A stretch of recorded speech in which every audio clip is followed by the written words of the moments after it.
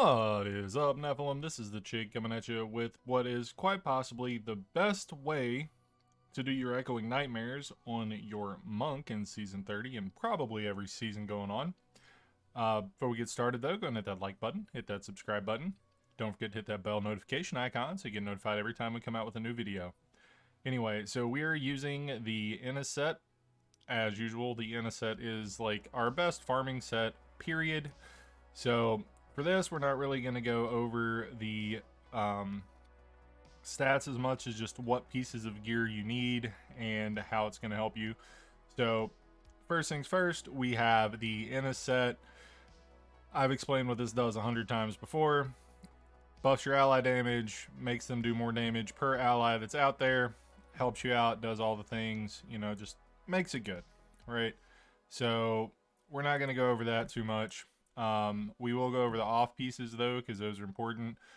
In a lot of the farming builds, you do not use Lefebvre's Soliloquy. In this one, you want to, because we need to get our toughness up while we are in the Echo. You are going to be using Squirt's Necklace, because Squirt's is just amazing. You get all the extra damage from it. You're going to be using Focus and Restraint. Extra damage is extra damage is extra damage. These are basically the best multipliers we can get in our ring slots. Then you're going to be using the Captain Crimson's 2-piece, so you can get the 3-set.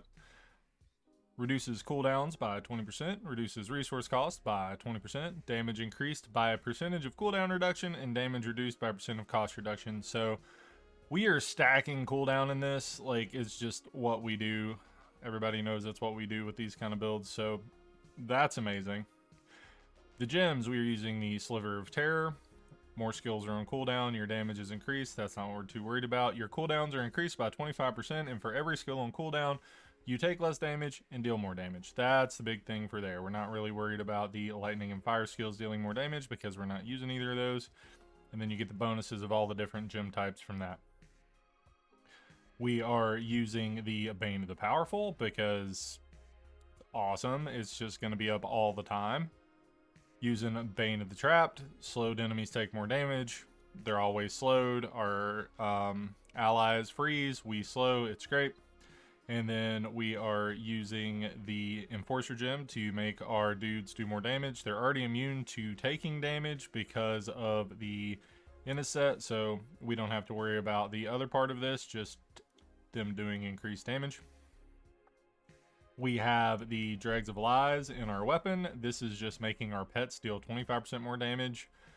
Killing an elite enemy reduces all of your active cooldowns. That's helpful, but that's not what we're using it for. We're using it for the extra damage on our allies. We are also using Bindings of the Lesser Gods. This is giving us a multiplier on our Mystic Allies every time you use your Cyclone Strike. You can put more diamonds in if you need more toughness. You can put more emeralds in if you need more DPS. As you can see here, mine's just kind of mixed and matched. I don't really care too much for that. You want to get your HP up to a comfortable level. I'm at about 700k. Obviously you can reroll your items to get whatever stats you need. I haven't rerolled all of my gear yet. I'm just kind of throwing this together to show you guys how it works. So let's move over to the cube. In the cube, we have the Engoem. It's just going to keep our cooldowns down. It's going to let us dash around like mad. It's going to let us use everything really quickly. Crutus Boots, making us get more allies and increases the amount of damage they do and makes their active form last longer, which is huge. That's going to help us out a lot. And then we've got the Ring of Royal Grandeur, which is bringing down the number of set items we need to activate set bonuses. That's how we have the 6 set of Innas and the 3 set of Captain Crimson's. Your potion, whatever potion you like, it's flavor, whatever. We have Way of the 100 Fist, because this is going to give us more movement speed with Blazing Fist Rune. So we use this basically only to proc our Focus and Restraint. Desert Shroud Epiphany, this is going to increase our spirit regeneration and is going to reduce the amount of damage we take by 50%. This should be up at all times the way we have this set up. So this is just going to make us more tanky. Dashing Strike, Blinding Speed. We are using this to get 40% more dodge chance. We're going to try to have this up at all times. It's going to be amazing. Cyclone Strike, Eye of the Storm. So with this particular setup, when you're trying to do the echoes, you don't need a bigger area. You need to be able to do it more. That's why we're using Eye of the Storm. It's giving us Reduce spirit costs, we're going to be able to spam it more. Serenity Ascension, you're basically just going to keep this on cooldown. It makes you immune for 4 seconds. Water ally, Mystic ally. So this is what we're using for DPS. It makes waves go all over the screen, slows enemies, deals damage, stuns them and stuff.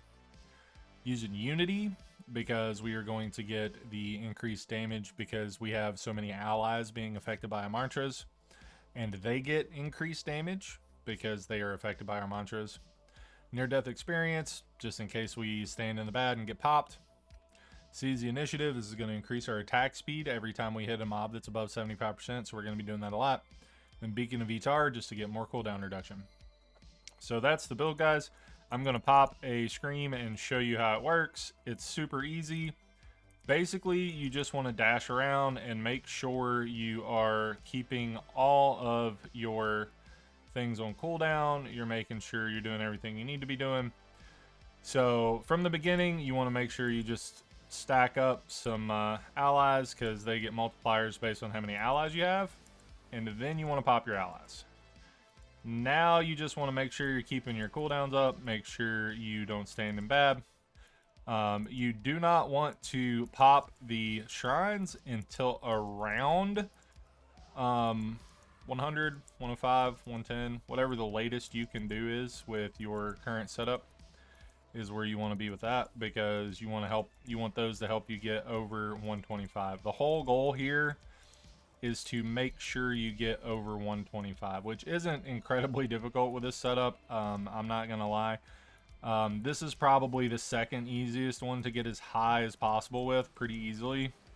The first easiest one being the Marauder set on the Demon Hunter, the set where you use the turrets. That's probably the easiest one to do it with. This one's probably the second easiest. As you can see, our allies are hitting incredibly hard. We don't really have to worry about anything. We're just running around making sure we're not standing in bad, making sure we're debuffing enemies, making sure we're keeping our buffs up. And that's really all we have to do. We've not had any struggles. We've not had any close calls. Our toughness is through the roof. Our damage is also incredibly high. Alright, so we're about to hit 100. There we go. We're at 100. So just keep doing what you're doing, right? Alright, so now I'm going to hit my... I'm going to hit the altars to get my buffs to help me out, and then I'm just going to dash around, and I am going to be a nuisance to the mobs. I'm going to make sure that I am not standing in bad, and I am going to try to make sure that I can get to 125. Alright, that's all we're trying to do. There's 111, 112. We're just keeping up everything we can. You want to make sure you're spamming, making sure everything's up, making sure everything's getting used, making sure your immunity's up when you can, making sure you're keeping up your dodge. We got a lot of toughness, as you can see here. Now look, we're at 123. We're trying to drop veracity here. Now we're actually getting hit. Like, we just got procced, okay? So I maybe should have waited a little bit. Well, look, there we go. We're at 127. So nope, I did it. That's all we need. You just got to make it past 125, right? Did it. We made it past 125. Revive. Open our box. Get our fat loot. Get our gem, which is the whole purpose, right? You want to get your Whispering Atonement. You need one of these for your altar as well. It's kind of what made me decide I wanted to show you guys how to do this, but that's it, guys. That's really all you got to do. After you get past 125, just go ahead and tank the floor unless you're on hardcore, right? Like, it doesn't matter. You're good to go. So you can only get up to 125. That's easy as that. That's all I got for you right now, guys. I will see you guys in Sanctuary.